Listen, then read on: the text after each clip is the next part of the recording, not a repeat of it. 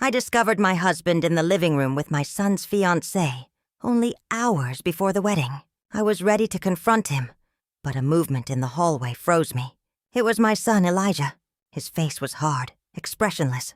He looked at me and whispered, "Mom, I already know, and it's worse than you think." Hello, everyone. Thank you for being here with me today. Before I begin, I'd love to know what city you're joining me from. Feel free to share in the comments. Now let me take you into this story. On the morning of my son's wedding, I woke at 5 a.m. Sleep had been impossible. I told myself it was nerves, the kind any mother feels on a day like this.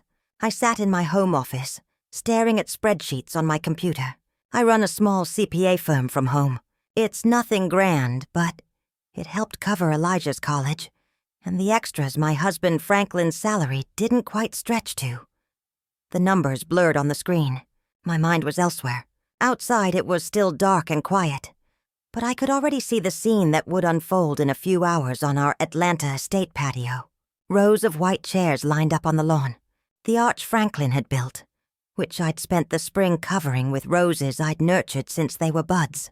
I had checked the string lights 3 times, making sure every bulb worked. Everything had to be perfect. Our son, our Elijah, deserved a perfect day. 25 years of marriage to Franklin. 23 years raising Elijah. I had given my whole life to this family. I was the steady one, the planner, the reminder of birthdays, the one who kept bills paid on time. Franklin was the charmer, the one everyone adored. I was his anchor. For years that was enough for me. But lately something had shifted. A distance lingered in silence. He stopped talking when I entered a room. He kept his phone angled away from me. When I asked if something was wrong, he'd laugh it off. "Just work, honey. Big promotion coming." I believed him. What else could I do? You don't throw away 25 years over a feeling. The office door clicked open. Elijah stood there in pajamas, a coffee mug in hand. He looked exhausted with dark circles under his eyes. He had my practicality, but his father's good looks. "Mom, you've been up for hours," he said. "The wedding's not until 4. I just want everything to be perfect for my boy.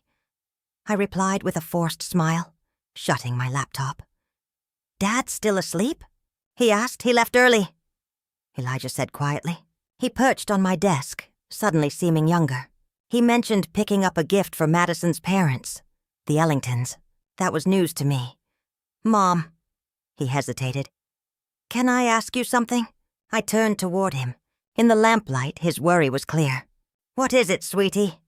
Do you think Madison really loves me?" His words hit me like a blow. Madison, his fiancée, was beautiful, ambitious, from an influential family. On the surface, she was perfect for him. But I had doubts. I'd seen her eyes drift when Elijah spoke about his passions. I'd watched her check her phone during dinners. "Why would you ask that on your wedding day?" I asked gently. "Maybe it's nerves," he said, staring at his coffee. "But sometimes when she looks at me, it feels like she's looking through me, like I'm just a box she had to check off. And lately, she spends a lot of time with Dad. They say it's about finances, investments. She says he's mentoring her." I wanted to tell him what I'd noticed, too. Franklin's eyes following Madison. The way he helped with her coat, refilled her glass, remembered her coffee order. 2 sugars, a splash of milk, without asking. But instead I squeezed his hand. "Wedding jitters are normal. Marriage is the biggest step you'll ever take." "It's not just jitters, Mom," he said, voice breaking. His eyes met mine, full of pain. "I think she's in love with someone else." I froze. My blood ran cold. "What makes you say that?" "Little things," he whispered. "How she lights up when Dad calls. How she always asks about him first. Yesterday I saw them in the garden just talking, and the way he looked at her. It wasn't how a father-in-law should look at his son's fiancée." Heat rushed up my neck. I forced calm into my voice. "Elijah, that's a serious accusation." "I know," he said, shoulders sagging. "I hope I'm wrong. God, I hope I'm wrong." Before I could answer, the door opened again. Franklin entered, immaculate in a crisp shirt and slacks. "Well, look at my two favorite people," he said, smiling. But his eyes didn't match his tone. He seemed surprised to see Elijah. "Big day, son. You should be getting ready." Then to me, "Simone, you'll wear yourself out. Madison just called. She's stopping by at 10 CQR to go over some seating chart details." Elijah's face tightened. "What details?" "Oh, just making sure her parents don't sit near your Uncle James after that political spat last Christmas," Franklin said lightly. "You know how special her family is. We'll talk privately." "Of course," Elijah said flatly. The tension was suffocating. I looked at my husband and son and knew Elijah wasn't wrong. Something was terribly, horribly wrong after they left. Dread consumed me. At 10:30, I was supposed to confirm details with the caterer, but I called and lied, saying I had a family emergency. In truth, I had cleared my morning. Elijah's words and Franklin's forced cheer haunted me. For the first time in 25 years, I was determined to find out the truth. I spent the next 2 hours pretending to be busy, tidying an already spotless kitchen, rearranging flowers, jumping at every sound. I felt like an actress, playing the role of cheerful mother of the groom, while inside I was unraveling. At exactly 10 a sleek white BMW pulled into our driveway, Madison's car. I watched from the kitchen window as she stepped out of her car. Even in simple jeans and a blouse, Madison looked as if she belonged on a magazine cover. She walked to the front door with effortless confidence, like someone who knew she belonged there. My heart pounded so loudly it echoed in my ears. I slipped out the back door, circling the house, crouching low behind the tall hydrangea bushes that bordered the living room windows. I felt absurd, like a spy in my own home. But the need to know, to confirm or disprove my fears, was stronger than my pride. Through the bay window I saw them. Franklin had let her in, and they stood by the fireplace, the same spot where we took family photos every Christmas. He poured her a drink. I couldn't hear them, but I didn't need to. Their bodies told the story. They stood too close. His hand rested low on her back. A casual gesture on the surface, but it lingered too long. My fists clenched, nails biting into my palms. 25 years we had built a life in this house. We had read Elijah bedtime stories on that sofa. We had hosted family celebrations in this very room. And now, here was my husband caressing another woman, our son's fiancée. On the day of his wedding, I almost stood up ready to storm inside. Consequences be damned. The wedding, the scene, it no longer mattered. Only the betrayal burned inside me. But then I saw movement upstairs, a reflection in the glass. Elijah. He was standing in the shadows at the top of the stairs, watching them too. The sight of him, silent, broken, stopped me cold. This wasn't just my pain. It was his. Downstairs it escalated. Madison's hand slid onto Franklin's chest. She leaned into him, her head tilting back, a playful smile on her lips. She said something, and he laughed. It was a laugh I hadn't heard in years. Light, genuine, alive, the way he used to laugh with me when we were young. In that moment, my husband became someone unrecognizable, someone vibrant, but not with me. Then his hands tangled in her hair, and they kissed. Not a fleeting kiss, but a deep, passionate one. The kind you see in movies. My vision blurred with rage. A roar filled my ears. I took a step toward the door, ready to rip it open, ready to scream, until my lungs gave out. When a hand gripped my arm, I spun, heart leaping. It was Elijah. He had slipped outside to find me. His face was pale, but his eyes burned with a cold determination I'd never seen before. "Mom, don't," he whispered, voice strained. "Not yet, Elijah. This is—" My words caught in my throat. "I know what it is," he said, steady though his hands trembled. "Mom, I've known for weeks." "Weeks?" The word escaped as a strangled whisper. My son, the boy I'd raised, looked at me now with the eyes of a man who had seen too much. We crouched together behind the hydrangeas. Flowers I had once been proud of were now the cover for the unraveling of our family. Inside, Franklin and Madison had moved to the sofa. I couldn't look anymore. At first, I didn't want to believe it, Elijah said, voice low and urgent. I made excuses. He's just being kind. She's just nervous about the wedding. But it kept happening. The looks, the private talks, the way she lit up whenever he walked into the room. He faltered, corrected himself. The way she lit up, my heart ached. Why didn't you tell me? My voice shook, caught between shock and protective fury. You shouldn't have carried this alone. Because I needed proof, he said, jaw tight.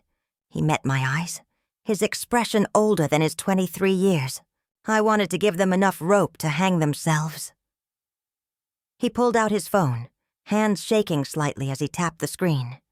I hired someone, he admitted. What? I'm not stupid, Mom. A month ago, I saw them having lunch together. He said it was a business meeting. She said she was out shopping with friends. That's when I knew. I hired a private investigator. He handed me the phone. My breath caught. Elijah, the money. Don't worry about it. It was worth every cent. On the screen, a photo showed Franklin and Madison entering the St. Regis Hotel downtown. The timestamp said it was 3 weeks ago. A Tuesday when Franklin had claimed he was at a regional sales conference. Another photo showed them leaving 2 hours later, disheveled. There are 17 occasions, Elijah said quietly as I scrolled. Franklin and Madison in dim restaurants, in parking lots, pressed close together, holding hands, laughing, living a secret life. I felt sick. This wasn't a mistake. It was deliberate, a long-term affair. I stood, rage rising in waves. We're stopping this. Right now. No. Elijah's voice was sharp. He pulled me back down. Mom, trust me. I have a plan. A plan? My fury shook. This is insane. We can't just let... Yes, we can. And we will. His voice cut through mine with a chilling authority. Think about it. If we confront them now, what happens? They deny everything. Dad says you're hysterical. Madison cries and plays the victim. They turn it all back on us. I closed my eyes. I could already hear Franklin's voice, smooth and dismissive. Simone, you're overreacting. She's a nervous bride. I was just being kind. So what do you suggest? I whispered, my anger hardening into something colder. Elijah's smile was sharp, unfamiliar. Public humiliation, total destruction of their reputations, legal consequences. We don't just stop this. We end them. I stared at him. When had my son grown so ruthless? Then my gaze shifted back through the window. Inside, my husband, the man I had loved for 25 years, was unbuttoning Madison's blouse on the very sofa where our family's memories lived. And in that moment, I knew the woman I once was, the forgiving, patient wife, was gone. She had died there in the dirt behind the flowers I had so carefully planted. Tell me the plan, I said. That evening was one of the strangest of my life. Franklin came home behaving as though nothing had happened, asking about the final catering arrangements. Madison had already left hours earlier, and he played the role of loving husband and proud father with ease. He talked about his reception speech, about how proud he was of Elijah. The hypocrisy was so suffocating I could hardly breathe. I nodded, smiled, hollow and detached, while inside I screamed. When Franklin went to bed, Elijah and I met in my office. The door was locked, the blinds drawn. It felt like a war room, and in many ways it was. On my desk lay the beginnings of a file, evidence strong enough to make any prosecutor weep with joy. Tell me about that detective, I said, staring at a surveillance photo that turned my stomach. Her name is Aisha, Elijah replied. Aisha Whitfield. The name hit me like a bucket of ice water. Aisha, my sister. Elijah nodded. I didn't know who else to call, he said. I knew she'd been a cop for 20 years before starting her own PI agency. She's smart and she'd keep this quiet, but I also know she never liked Dad. A sharp laugh tore out of me, sounding more like a sob. My little sister, Aisha. We were close, but I'd never told her about the growing cracks in my marriage. I'd been too proud, too ashamed to admit it might be falling apart. "I'll call her," I said, my voice thick. Aisha answered on the second ring. "Simone, it's past midnight. Is everything okay?" "No, Aisha," I said, and my voice broke. "Nothing is okay." And then the dam burst. I told her everything. What Elijah suspected, what we had seen that morning, the photos. I cried for the first time all day, choking ugly sobs. She listened patiently, her tone calm and firm. When I finished, she sighed. "I'm not surprised, Simone. I've seen the way he looks at that girl. I was hoping I was wrong." "Elijah told me about the photos," I said, wiping my eyes. "What else do you have? More than you want to know." Her voice shifted into her professional register. "I've been tracking them for 3 weeks. They meet twice a week, like clockwork. At the St. Regis, Atlanta. He always pays in cash. Lunches at restaurants he'd never take you to. Last week, Cartier." Rage surged hot in my chest. "Our money. The money I managed so carefully. The money meant for retirement, for our future. And Simone," her tone softened. "There's more. I've been digging into his financials. He's sloppy. And it's not just Madison." My stomach twisted. "What did you find?" A long pause. "He's been making regular payments, 15 years worth, to a woman named Nicole Jenkins. She was a junior associate at his old firm, left suddenly about 15 years ago. The payment started right after. The name meant nothing to me. Who is she?" "She has a daughter, Zoe, 15 years old. No father listed on the birth certificate." "Simone, I'd bet my license Franklin is her father." The phone felt like lead in my hand. A daughter. An entire other child. 15 years of lies. The trips, the money, the distance. It all snapped into focus with horrifying clarity. "I need to know for sure," I whispered. "I'll handle it," Aisha said. "But Simone, you need to be prepared. When this comes out, it'll be a nuclear bomb." "I know," I said coldly. "That's exactly what we're counting on." The 24 hours before the wedding blurred into a haze of deception.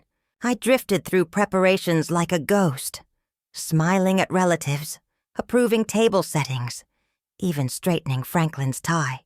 My hands brushed the silk as I imagined tightening it around his throat. Every word, every gesture was an act. Meanwhile, Aisha worked fast. This was professional and personal. "It's risky, but if we get Franklin's DNA, we can compare it with Zoe's. Off the record." That night, as Franklin snored beside me, I crept out of bed. My heart pounded at every creak of the floorboards. In the bathroom, my shaking hands plucked his toothbrush from its holder. The violation felt heavy, but nothing compared to his violations of me, of us. I sealed it in a plastic bag and slipped it into the mailbox for Aisha. By morning, florists and photographers swarmed the house. Aisha called. "It's worse than we thought," she said grimly. We met in my car, parked away from the house. She opened her laptop, a spreadsheet glowing on the screen. "I pulled a full analysis of your accounts. Look at this pattern. For years, Franklin's been making cash withdrawals. 500 here, 700 there. Never more than 1,000, always from different branches." "I thought it was for his hobby," I whispered. "He said he collected rare coins." "His hobby's name was Madison," Aisha said dryly. "The hotels, the dinners, the Cartier necklace. Half of it was cash. But that's not the worst of it." She clicked to another tab. "He's been taking loans out against your pension. Look, 60,000 drained in the past 18 months. Shock drained the color from my face. "He'd need my signature." "He forged it," Aisha said softly. "I compared the loan papers to your tax returns. It's a good copy, but not yours." Nausea rose in me. This wasn't just betrayal. It was theft. He hadn't only broken my heart. He had stolen our future piece by piece to fund his sordid affair. He was robbing me, not just of money, but of the college fund we had built, the future we were supposed to share. He was gambling with my entire life. And Madison? I asked, my voice barely a whisper. She's not an innocent victim, Aisha said, her gaze hard. I'll get to her. But first, something else. She hesitated, then handed me a manila envelope. My hands shook as I opened it. The page blurred until my eyes landed on the conclusion. Probability of paternity. 99.999%. Zoe Jenkins was Franklin's daughter. 15 years. 15 years of loving him, trusting him, building a life, while he hid another child, another family, in the shadows. I leaned forward, resting my forehead on the steering wheel, the cool leather pressed against my burning skin. No tears came. I was beyond tears. What replaced them was something worse. A cold, hard resolve. He wouldn't just lose me. He would lose everything. That flimsy piece of paper weighed heavier than stone in my hands. It wasn't just evidence. It was the death certificate of my marriage. A 15-year-old daughter. I whispered. How did you find her? Aisha's expression was a mix of pity and determination. It started with the payments. Once I had Nicole Jenkins's name, it wasn't hard. She lives just 2 towns over. 20 minutes, Simone. For 15 years, he's been living a second life just down the road. The words made my mind spin.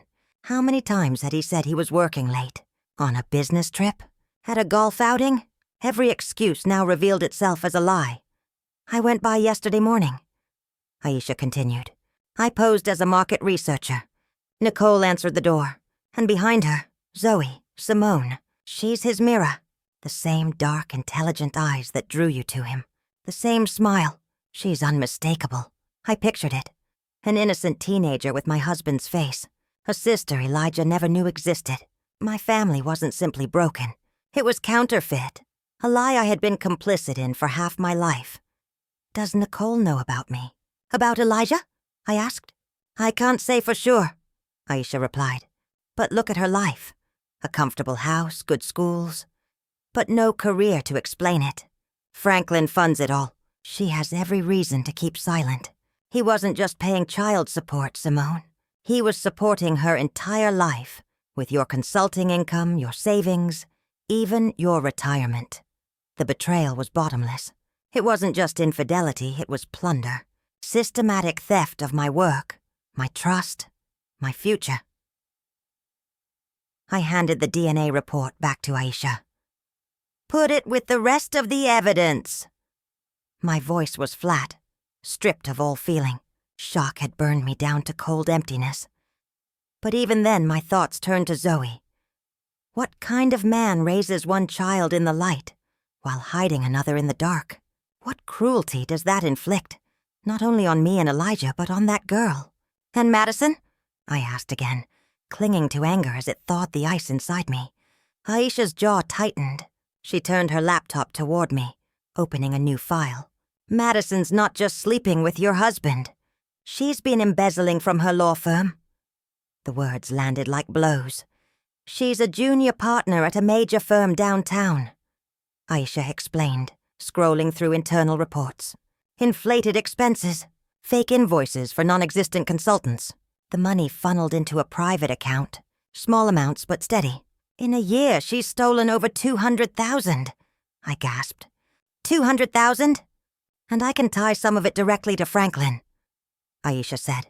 A bank transfer, a credit card statement, a $1,000 watch. She was stealing from her firm to buy gifts for him, while he stole from you to buy gifts for her. It's a perfect circle of deceit. So Madison wasn't only a mistress. She was a thief, a criminal. And she was about to marry my son. The numbness in my chest gave way to a searing fury. This wasn't just betrayal anymore. This was about Elijah, about protecting him, about justice. Okay, I said, locking eyes with my sister. The wedding plan. Let's go over it one more time. I want it perfect. Madison's embezzlement had changed everything.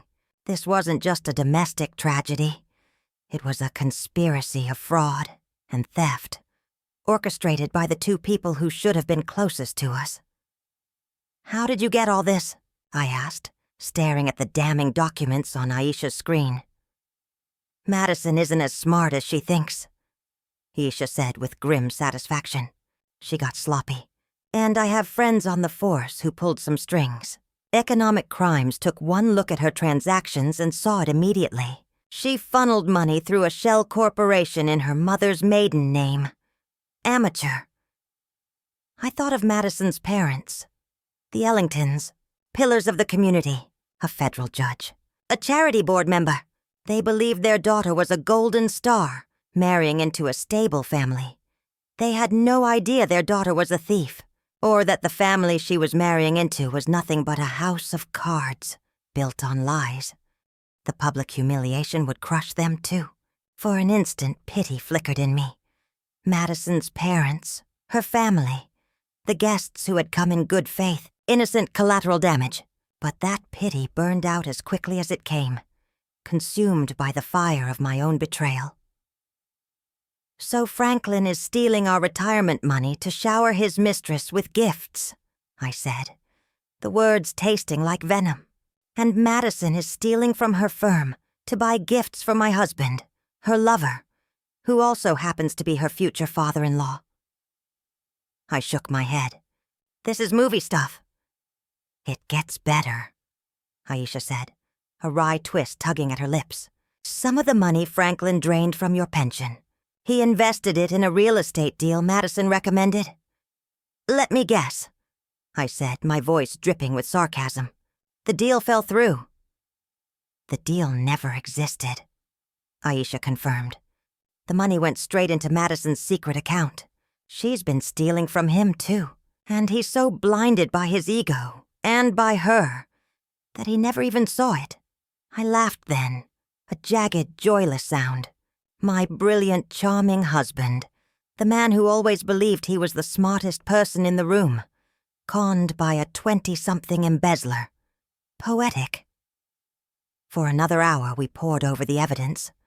Bank statements, surveillance photos, hotel receipts paid in cash, forged loan documents, and now a full criminal dossier on Madison, ready to be handed to a prosecutor. And at the center of it all, the DNA report, the irrefutable proof that cemented 15 years of deceit. I stared at the neatly tabbed file in my lap, at the organized pages that represented the demolition of my life. 25 years of marriage reduced to a stack of damning documents on the passenger seat of my car. The weight of it pressed against my chest until I could hardly breathe. "Aisha," I whispered, my voice cracking. "Can we do this? Can we really stand in front of 300 people and destroy our own family?" Her hand found my arm, steady, unyielding. "Simone, listen to me. If you confront them in private, they'll lie. They'll twist it. They'll turn Elijah against you. They'll deny, until you start doubting your own sanity. I've seen it 100 times. She was right. Franklin could charm his way out of anything. He'd done it for years. This way." Aisha continued, her voice sharp as steel. "There's no escape, no room for lies. Just the truth, projected for everyone to see. This isn't revenge. This is justice. Madison faces prison. Franklin faces accountability. For the cheating, for the fraud, for stealing your future. It stops here. It stops forever." I drew a long breath, the stale air of the car filling my lungs. Elijah's pale, determined face came to mind. Zoe, the daughter I never knew, and the man I'd spent 25 years with, lying every day. "You're right," I said, my voice firm again. "It's the only way." I turned the key in the ignition. "Let's go. We have a wedding to prepare for." The hours that followed were the strangest of my life. I went home and slid back into my role, the proud, composed mother of the groom. On the outside, I smiled, laughed, made small talk. I complimented dresses, reassured the caterer, and played my part to perfection. On the inside, I was wound tight, every nerve stretched thin, grief and rage simmering beneath the surface. Franklin thrived in the spotlight, greeting guests with a broad smile, shaking hands, accepting congratulations. At one point, he slipped his arm around my waist and murmured, You look beautiful, Simone. Isn't it a perfect day? I looked into the eyes of the man I had loved for half my life and felt nothing.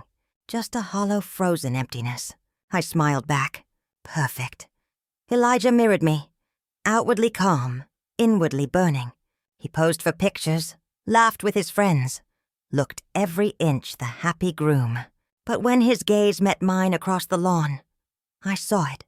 Steel resolve. We were soldiers waiting for the signal. The plan was set. Aisha, disguised as catering staff, had slipped in early. Her professional AV setup was hidden in plain sight. The projection screen, ostensibly for a sentimental slideshow of Elijah's baby pictures, was wired to her laptop. In her pocket, a small remote. One button. That's all it would take. My role was just as crucial. The divorce papers, signed, notarized, sat in a sealed envelope in my clutch. Alongside them, a flash drive containing every shred of evidence Aisha had collected. One way or another, my marriage ended today. By 4:05, I was seated in the front row. The string quartet began. The procession started. Franklin sat beside me, squeezing my hand with what looked like affection. I resisted the urge to recoil. Then Madison appeared, radiant in lace, her smile dazzling, her secrets hidden beneath silk. For a split second, her gaze found Franklin's. A look passed between them, brief but unmistakable. A look of victory, of conspiracy. They thought they'd won. Elijah stood at the altar, his face unreadable. When Madison reached him, he took her hand. Then he lifted his eyes to mine. He gave the smallest nod. It was time. The officiant began the ceremony, reciting words about love, fidelity, and truth. The irony was suffocating. Franklin and Madison exchanged vows, promises already broken 100 times.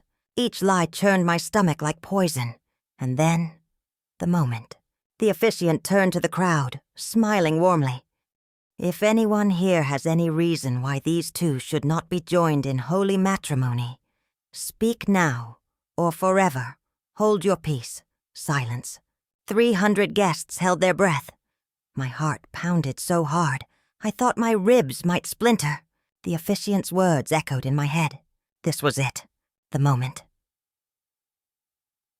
I drew a deliberate breath and rose to my feet. A collective gasp rippled through the garden. The string quartet's soft music. The lazy drift of the afternoon breeze. Everything vanished into a heavy, suffocating stillness. Hundreds of eyes fixed on me. Beside me, Franklin went rigid. His hand clamped around my arm. "Simone, what are you doing?" He hissed. "Sit down. You're making a scene." I shook him off like venom. My gaze went past him to Elijah. Pale but steady. He knew. We had planned this. Then to Madison. Her radiant smile frozen, horror creeping into her eyes. "I'm sorry, everyone," I said, my voice clear and cutting through the silence. I apologize for the interruption, but the officiant did ask if there was any reason this marriage should not proceed. And yes, I have one. Gasps, murmurs. Judge Ellington surged to his feet, thunder in his voice. "Mrs. Whitfield, what is the meaning of this?"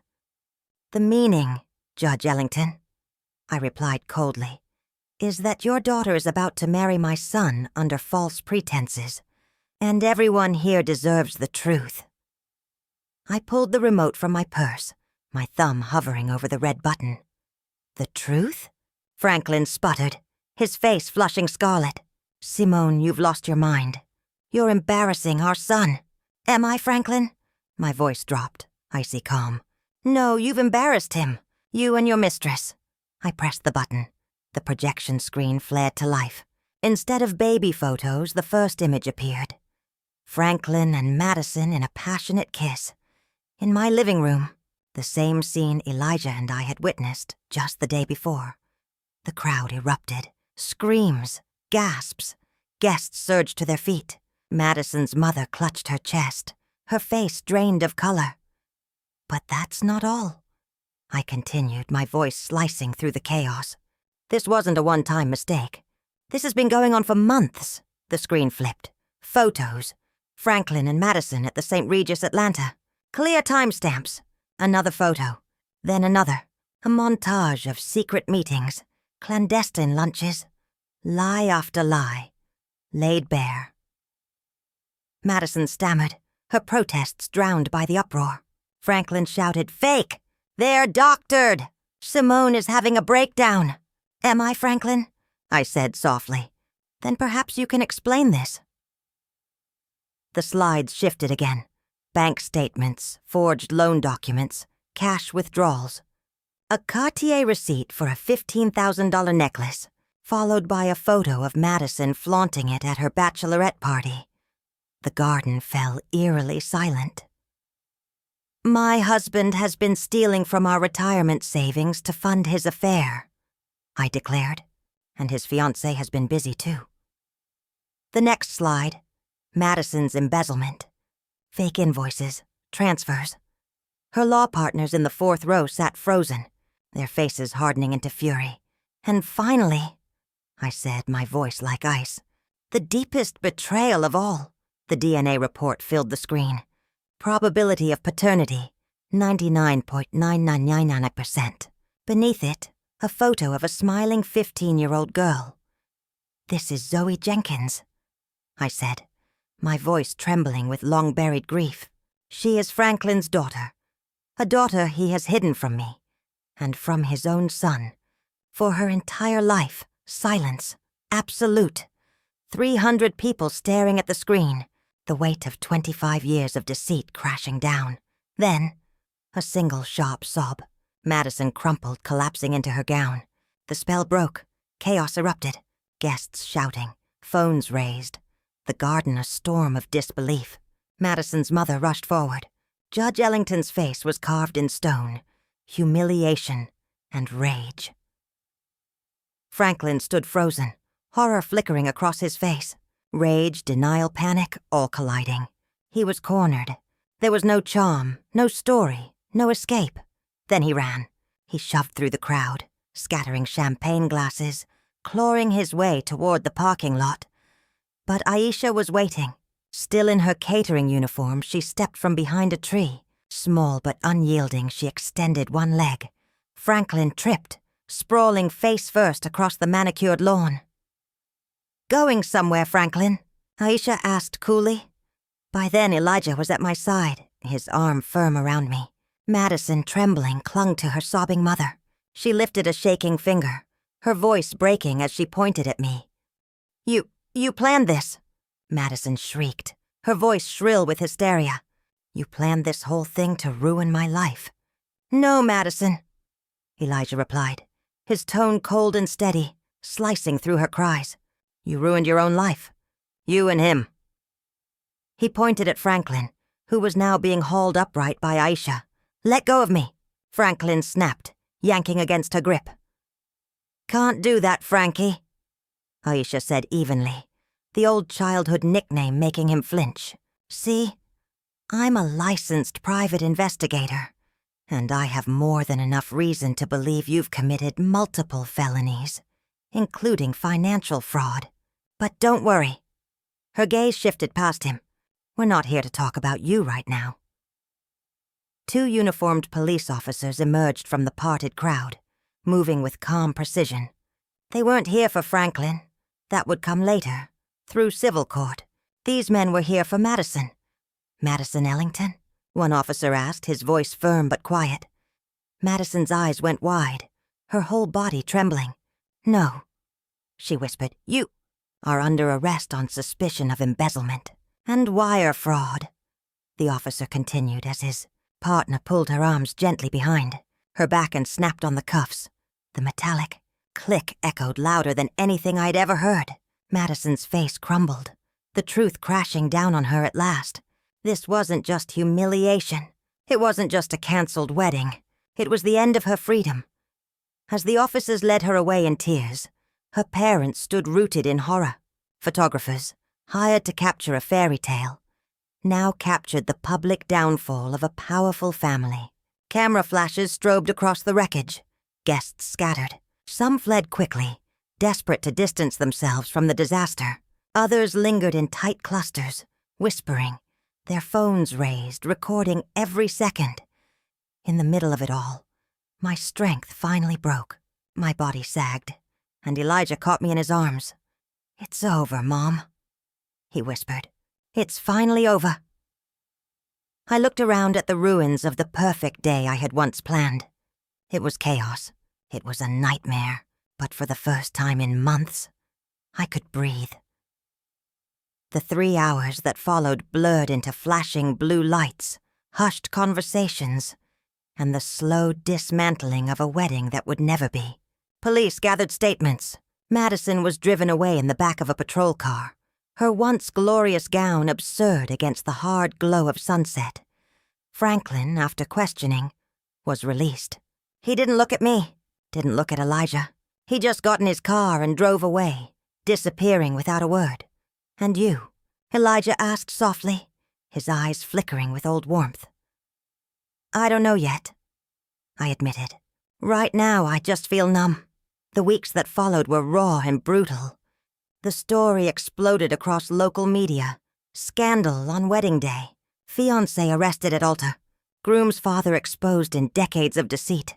Our names, our faces, everywhere.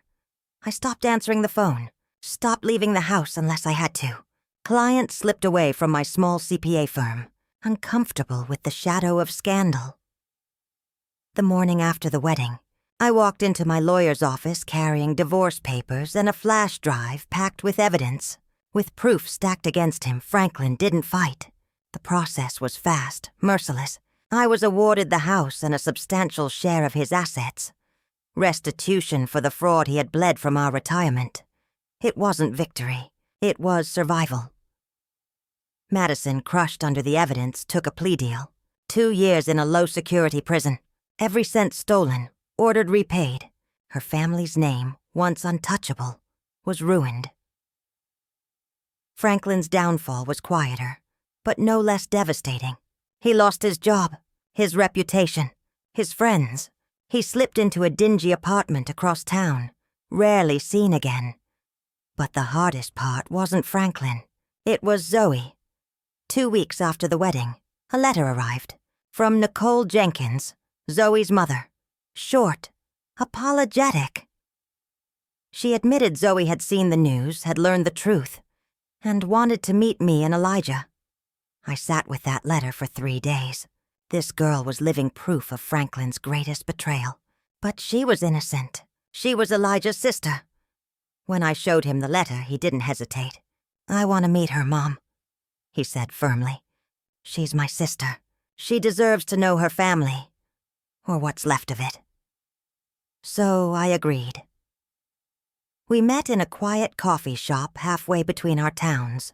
My hands shredded a napkin while we waited. Then the door opened. Nicole looked worn, her shoulders heavy with secrets, and behind her, Zoe. The sight of her stole my breath. Aisha had been right. She had Franklin's eyes. She looked fragile, nervous, clutching a book to her chest like armor. And in that moment I realized my fury was never meant for her. It was always meant for him. That first meeting was clumsy, awkward. Elijah did most of the talking, asking about her school, the book she carried, her favorite things. He didn't ask about Franklin. He treated her like a sister, plain and simple. I mostly watched, trying to reconcile this sweet, shy girl with the lie she embodied. But slowly, we built something. Coffee, then lunch. Elijah and Zoe texted constantly, bonding over old movies and spicy food. I found myself laughing with her, listening to her stories. She was bright, funny, kind. She was innocent. A year passed. The divorce finalized. The media storm faded, replaced by newer scandals. My business crawled back to life.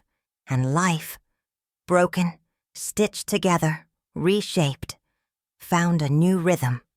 I sold the big family home, its yard heavy with ghosts, and bought a smaller townhome, quiet, manageable, and mine. For the first time in years, peace lived within those walls. Elijah, after months of therapy, was thriving. He'd left behind his corporate job and returned to school to pursue his true passion, landscape architecture. Now, he was shaping beauty out of dirt and stone, creating order from chaos. a perfect reflection of what he was doing with his own life. He was also in love, dating a kind young librarian who looked at him as if he were the only person in the world. And Zoe had become a part of our lives.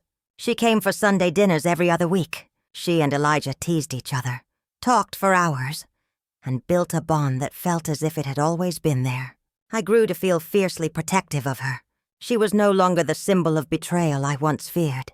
She was simply Zoe, my son's sister, and in her own way, part of my family. One evening, nearly a year after the wedding that never was, my doorbell rang. It was Franklin.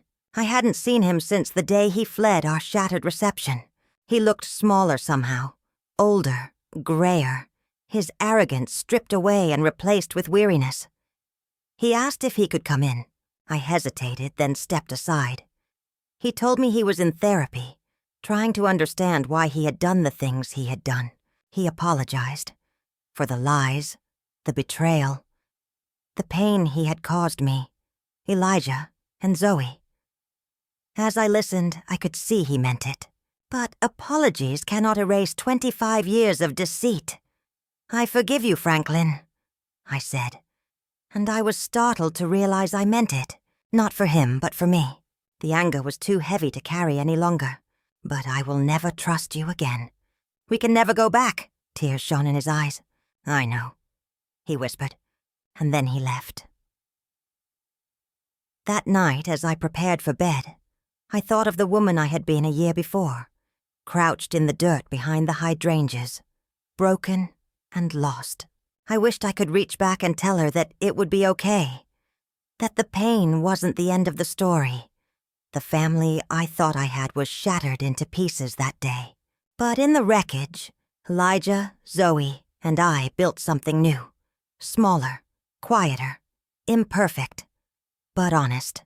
Not constructed on comfortable lies, but on hard truths.